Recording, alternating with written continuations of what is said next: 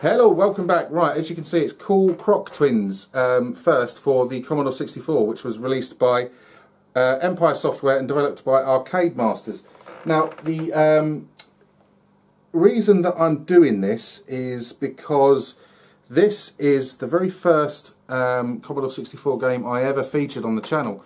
And the reason I did so was because the very first homebrew game for the ZX Spectrum I covered was a game called Flype, and that was about 3 years ago.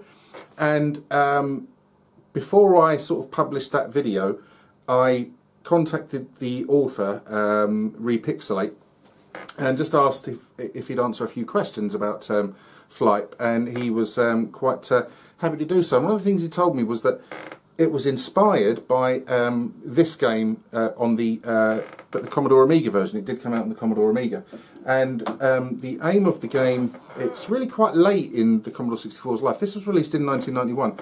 The aim of the game is that you play one of two characters, Funk or Punk, and you have to go around each particular screen using only the sort of platforms or outside of the screen to activate a number of light bulbs contained in blocks. Each block has 3 bulbs, and you have to bump into it 3 times with your head using the fire button to jump in order to light everything. Now, once you've lit everything, that's not even a word. Once you've lit everything, then the screen, that's that level done, and the levels get more and more progressively complex. And I happened to be playing Flype fairly recently, and that made me sort of want to revisit Cool Croc Twins, because for that particular video I didn't put an awful lot of time into it. But I think it's a really good game, and as ever, this is not a sort of side-by-side which one's better, because Flype is not a version of Cool Croc Twins for the ZX Spectrum. It is a game that uses mechanics inspired by Cool Croc Twins, and the aim is just to put them together so you can see where the sort of inspirations are and what the differences and similarities between the games are.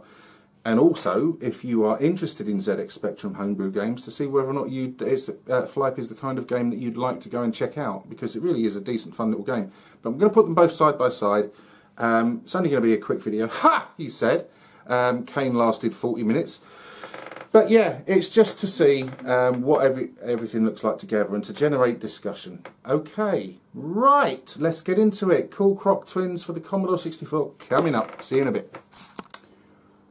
Okay, so here we are, Cool Croc. It's not called that at all, is it? Cool Croc Twins. For the Commodore 64 now, as I said, this was the very first Commodore 64 game I ever sort of covered on my channel. It was only supposed to be a one-off as means of a comparison against Flype, but I was playing Flype again recently, just having a revisit of the first Spectrum homebrew game that I covered, and I thought, why don't I sort of do a video of the two against themselves again, a side-by-side comparison. It's not really a comparison. Flype is inspired by Cool Croc Twins. It's not a straightforward copy, as we will see. Right, so let's get into it on the Commodore 64. I don't want to cheat, although I should, because I'm absolutely woeful. Right, one thing that's going to sort of strike you about Flype is it's really... Cool Croc Twins is it's really nicely presented. I like the use of colour, etc. Although I must say that you've probably noticed by now that my video camera does not do, and LED or LCD TV doesn't really do Commodore games justice, but I don't have the space to put a CRT. So the game is written by Ian Denny, graphics by Martin Godseer, music by Mark Wilson. So let's select one player and get into it and see what it's like. Now we have to wait a few seconds for it to load from the SD to IEC. And so, as ever, I mean, I believe this is quite a late Commodore 64 game, 1991, I do believe.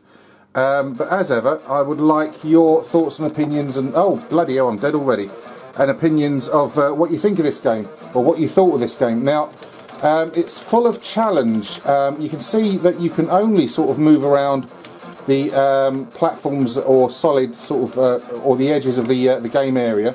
And every time you move round, your controls change, so they invert, which is an extra sort of challenge. You can, of course, oh, flipping heck, you can of course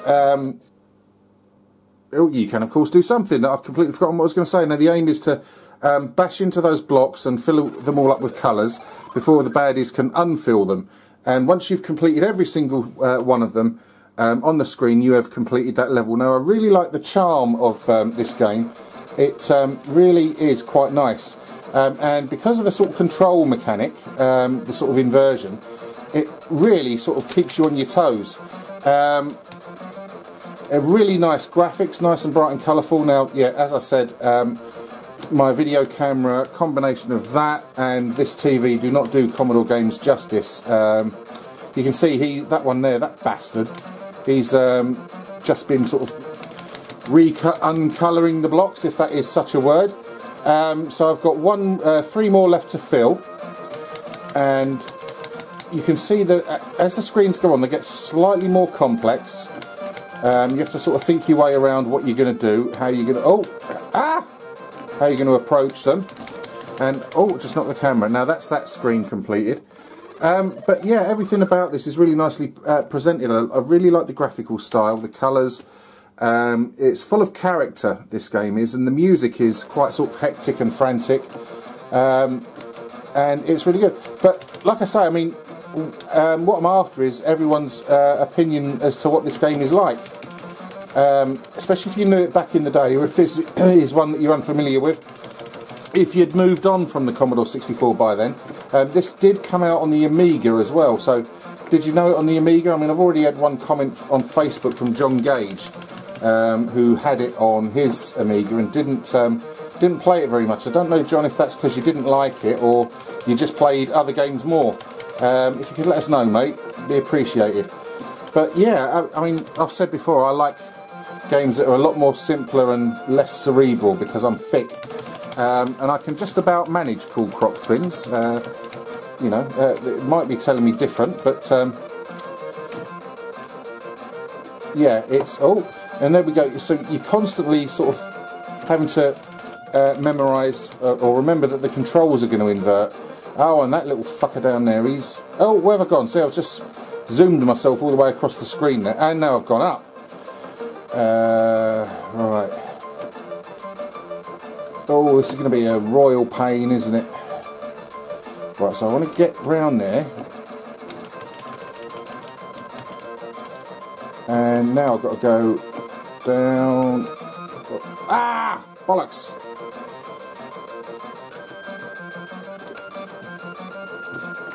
Now I should just have to do that one. Yeah, and that's that screen complete.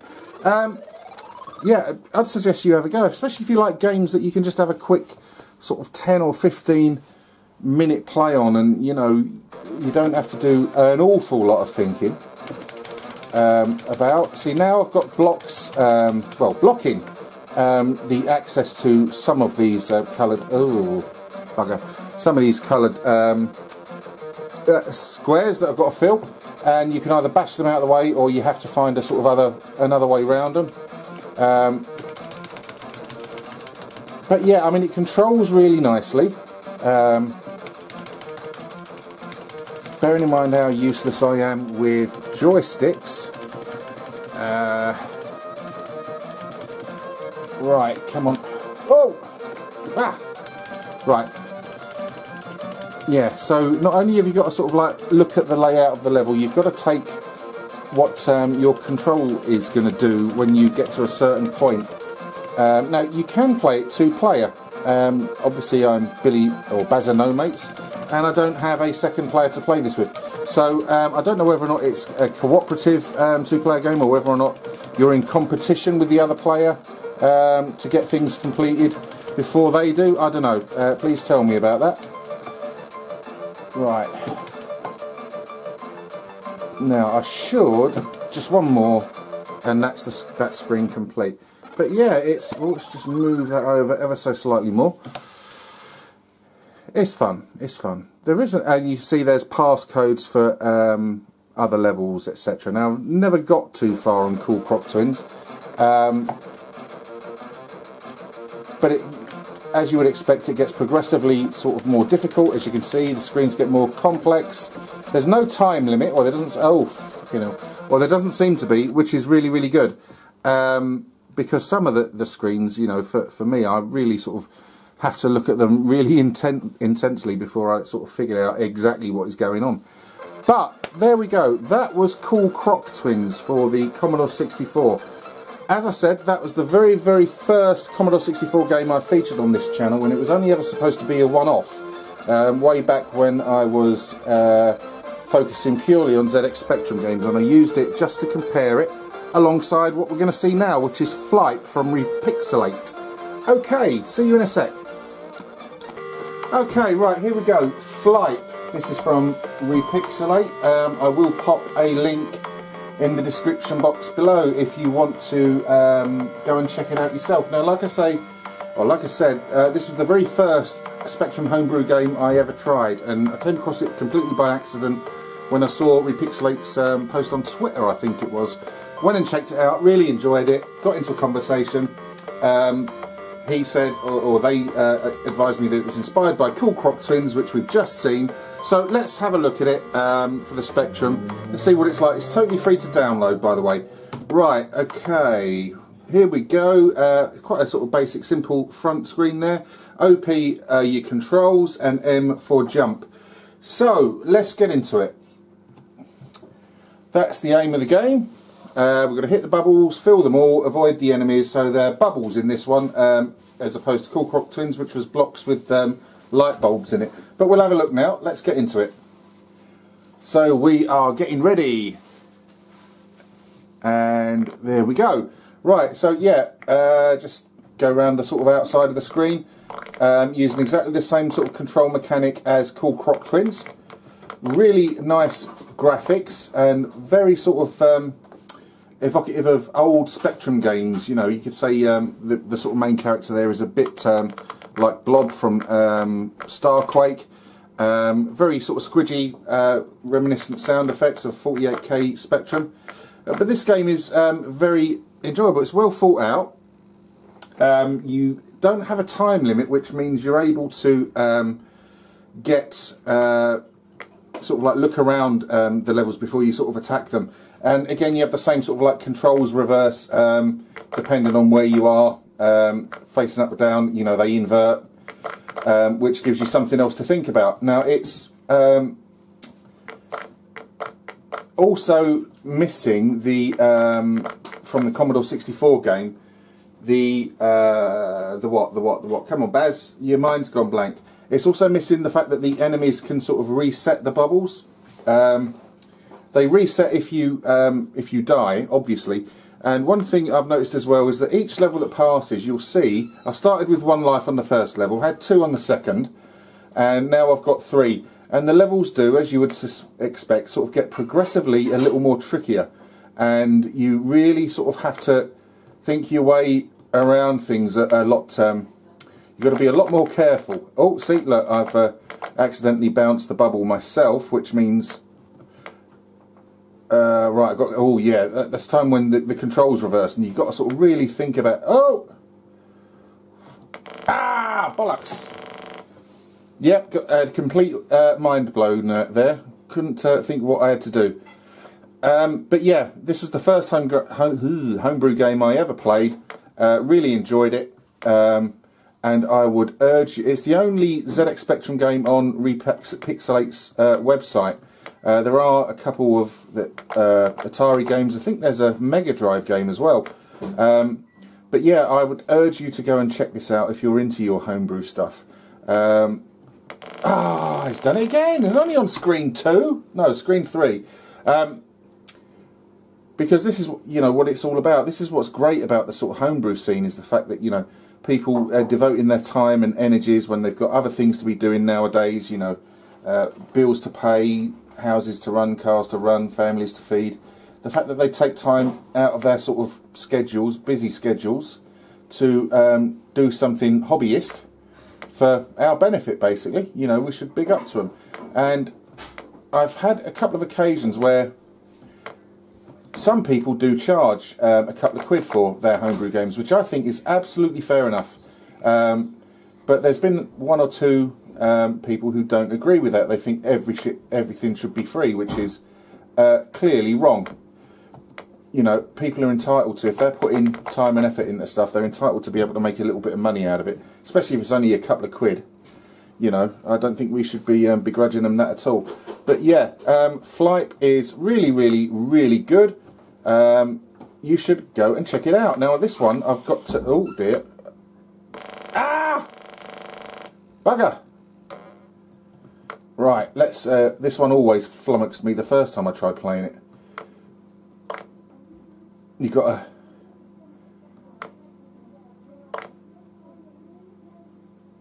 Right, come on. You see, it sort of makes you think about things. It's a good thing there's not a time limit.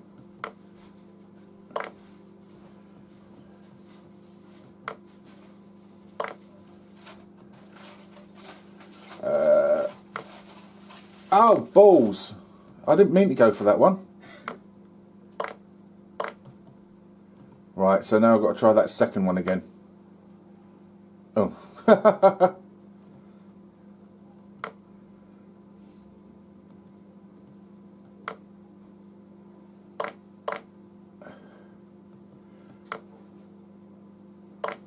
Ah! It's done it again to me. Come on.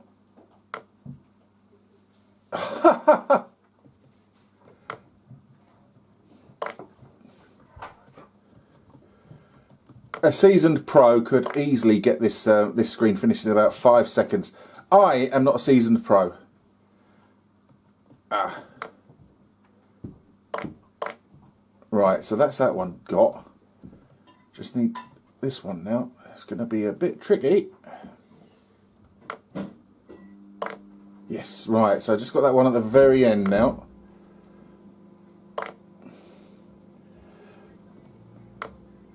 Oh, I'm not going to get it in time. No. Yes, done it, finally. Right, I should get an extra life now for that. Right.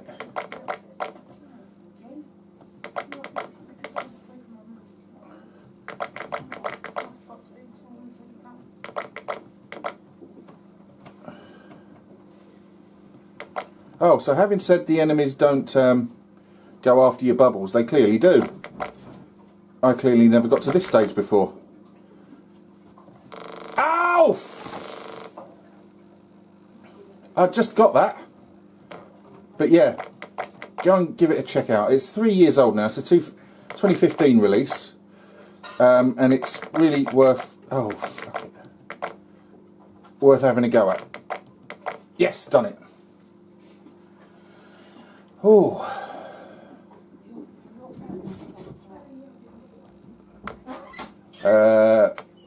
I don't know this level. I don't think I ever got this far. Okay. Oh, God.